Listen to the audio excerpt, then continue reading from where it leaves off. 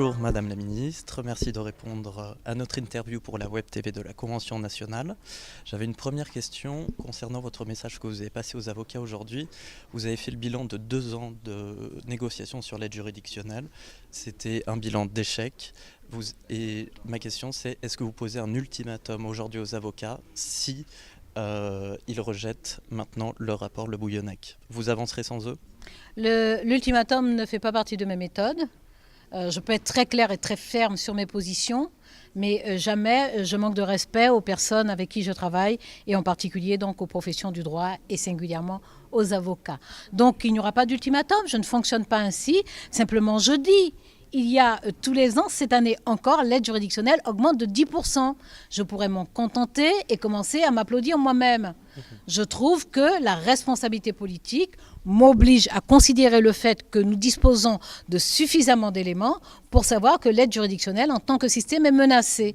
Donc depuis 2 ans, j'essaie de réformer cette aide juridictionnelle, mais je n'ai jamais caché, et je le répète aujourd'hui encore, je souhaite le faire avec la profession. Donc ou bien nous y parvenons et nous aurons consolidé l'aide juridictionnelle pour au moins une génération, et puis les autres feront leur part du travail, ou alors nous n'y parvenons pas et peut-être que nous serons désolés de constater dans quelques années que l'aide juridictionnelle est profondément fragilisée. Voilà, c'est ce que j'essaie de faire. Donc tous les ans, nous mettons au pot ce que l'État doit mettre dans l'aide juridictionnelle.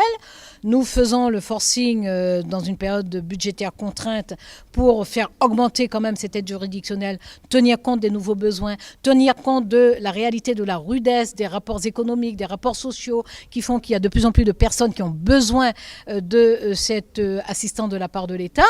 Donc nous pourrions le faire et nous contenter de ça. Voilà, moi j'estime que nous savons tous que le système est à bout de souffle. C'est le titre de plusieurs rapports. J'essaie de voir si on peut réformer, mais je ne réformerai pas contre la profession, ni même sans la profession. Mais est-ce que les avocats sont les bonnes personnes pour venir financer ce système? Monsieur Burguburu a parlé de 30% d'avocats qui étaient dans la précarité, avec la contribution de solidarité interbarreaux.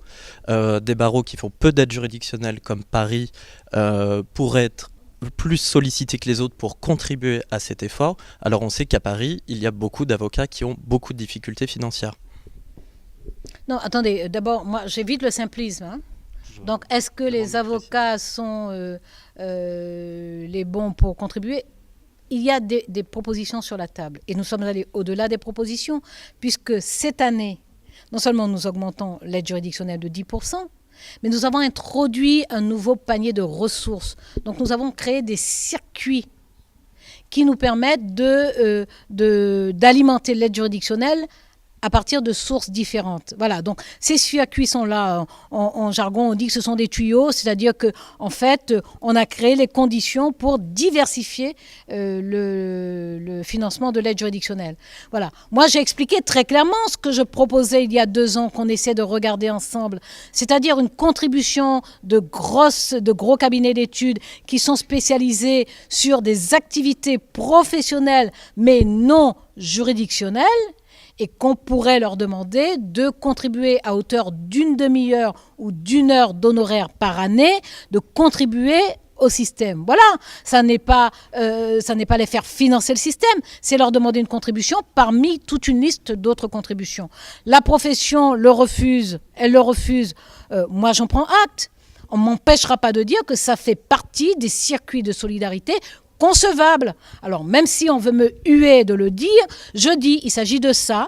Il s'agit d'une contribution qui était demandée à ceux qui, justement, ne participent pas du tout à l'aide juridictionnelle, alors qu'il y en a. Mais sinon, sur la profession, justement, lorsque je dis que le système d'aide juridictionnelle est menacé et fragilisé, évidemment, un de ses premiers effets, c'est de fragiliser, de menacer les nouveaux avocats et même certains avocats qui sont dans la profession depuis longtemps. L'aide juridictionnelle, ce n'est pas simplement l'État qui finance les avocats ou qui indemnise les avocats pour accomplir des actions déléguées par l'État. C'est un engagement profondément. Les avocats l'ont toujours conçu comme cela. Et ce n'est pas par hasard qu'il y a des avocats qui en fassent tant et d'autres qui n'en fassent pas du tout. Ça n'est pas un hasard. C'est que ceux qui perçoivent l'aide juridictionnelle comme action professionnelle perçoivent aussi comme action de solidarité sociale au sens très noble du terme. Je donne, je sais que ce que je donne vaut infiniment plus que ce pourquoi on m'indemnise, mais je donne, c'est cela.